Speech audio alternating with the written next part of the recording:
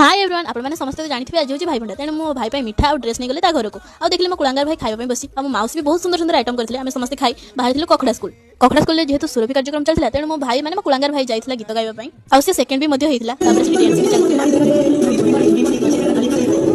आउ सी डांस देखिया मध्ये केते जण कोनी कोनी फॉलोअर्स माने देखाइथिले आ बहुत खुशी लागला फर्स्ट टाइम पे समस्त साथे एमिति मीट करी तापर घर को आसी आइसक्रीम गोटे खाइ दितली जेहेतु ए पर्यंत हम भाई मानन को पूजा करनेथलो तेणु टिके पूजा कर देलु माने ठंपा बसै देलु जेहेतु से माने बहुत बिजी लोक आ किछि करि परिबेनी तेणु तापर प्रणाम हे कि गोटे मिठा मध्ये खइ देलु आ देखंतु केमिति लुभियांग परि दुई जण खाउचंती मिठा जेमिति केबे खाइ नथले कांगालियागा